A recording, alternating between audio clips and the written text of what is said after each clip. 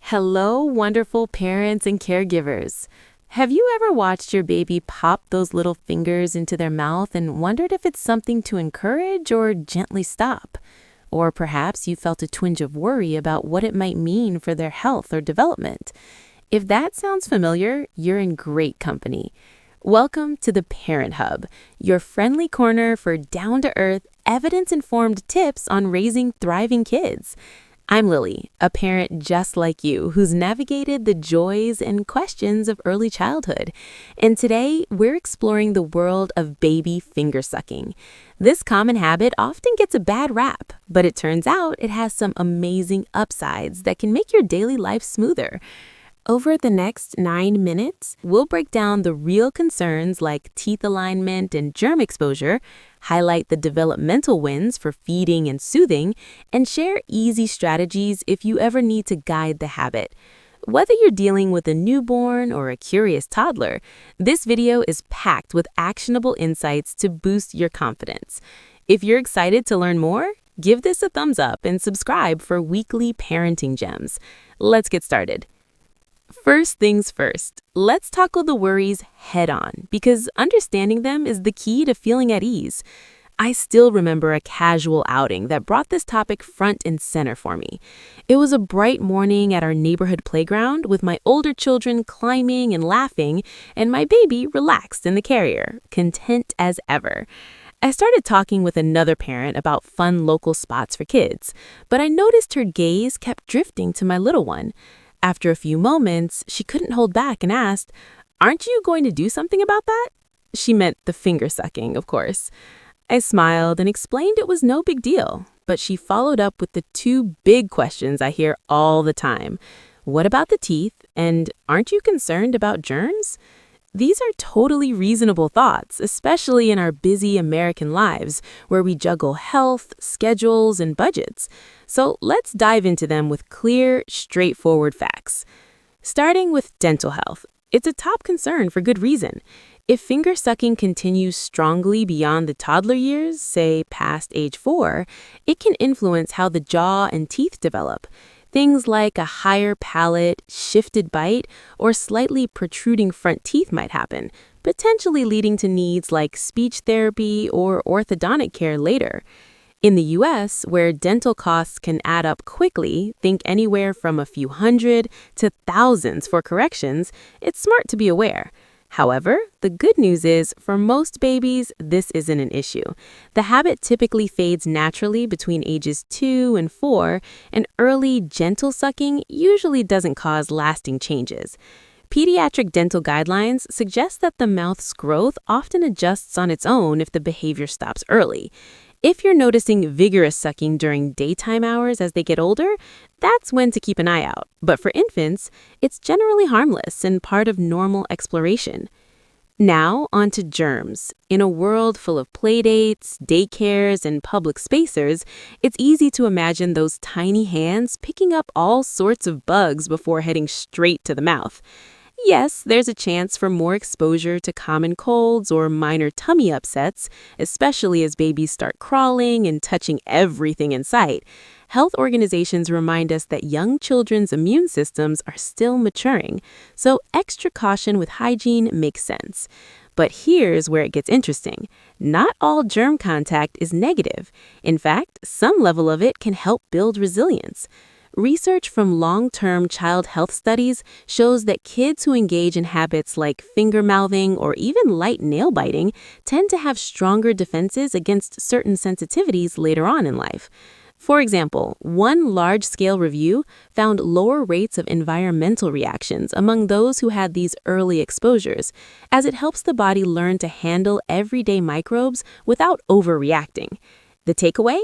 Keep up with regular hand washing, especially before eating, but don't stress over every touch. It's part of how they build a robust system for school years and beyond.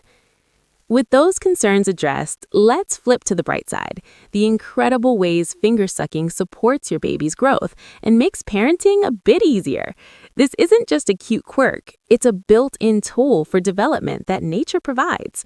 One of the biggest perks is how it prepares them for solid foods, which many parents find to be a big milestone around 6 months. Babies come into the world with a protective reflex that triggers gagging if something feels off in the front of their mouth. It's a safety feature to avoid choking. When they start sucking on fingers, it gently moves that reflex towards the back, making it less sensitive over time. This means when you introduce purees or soft bites, they're less likely to spit everything out or get upset.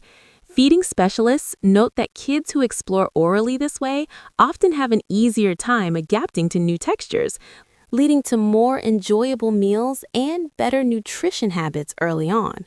Beyond that, finger sucking is like a free workout for mouth muscles and coordination. As they maneuver their fingers, they practice moving their tongue side to side, which is essential for chewing and swallowing solids later. It's fascinating. The touch prompts automatic responses that turn into skilled movements with repetition.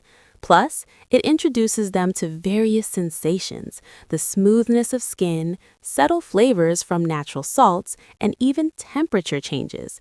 This sensory practice helps their brain get comfortable with variety, reducing the chances of strong reactions to new foods.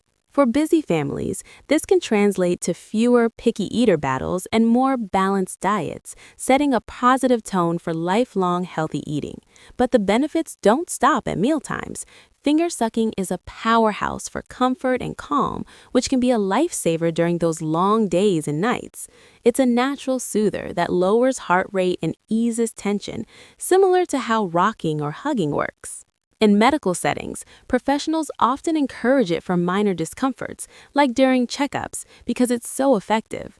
Compared to other options, fingers have a unique advantage. By around 2 months, most babies can find and use them independently without needing you to step in every time. This self-soothing skill means less crying for help, more peaceful moments, and better rest for everyone. Parents I've talked to often say it helps cut down on fussy periods, especially in the evenings when overstimulation builds up. And let's not forget about teething, that phase when gums get tender and everything seems irritating, usually starting around 4 to 7 months. Sucking applies just the right pressure to relieve soreness, acting like a gentle massage. Since babies can access their fingers easily, it's an on-demand remedy that doesn't require special toys or gels. Speaking of which, while some products promise quick relief, it's wise to choose natural approaches first, like chilled cloths or soft fruits, to avoid any potential risks. Finger sucking fits perfectly into this, helping keep your little one more content without extra effort from you. To make this even more helpful, here are some practical tips for handling finger sucking in your daily routine. First, observe without intervening too much early on. Let it be their comfort tool unless it's causing skin issues like chapping. If wetness is a problem, gently pat dry and apply a mild, baby-safe moisturizer. Second, if the habit lingers into preschool years, use positive encouragement like praise for grown-up hands during playtime or offering fun alternatives like soft fidget toys. Avoid negative comments, as they can increase stress and make it harder to stop. Third, incorporate good hygiene habits naturally, like quick hand rinses before snacks to minimize any germ worries while still allowing exploration. For families on the go, keep wipes handy for outings. And if you're ever unsure, chat with your pediatrician. They're great for personalized advice based on your child's unique needs. There you have it, folks. Finger sucking demystified. From easing dental and germ fears to embracing its roles in feeding prep, emotional calm, and teething relief, this habit is often more friend than foe. At the Parent Hub, we believe knowledge empowers you to parent with joy and assurance. If this video sparked some aha moments, like and comment below. What's your experience with baby habits like this? Subscribe for more insights, and don't miss our free first-year milestone guide in the description. It's a handy cheat sheet for what to expect. Plus, check out our related video on safe, natural ways to soothe teething troubles. Thanks for joining me today. You're doing an incredible job, and we'll see you next time.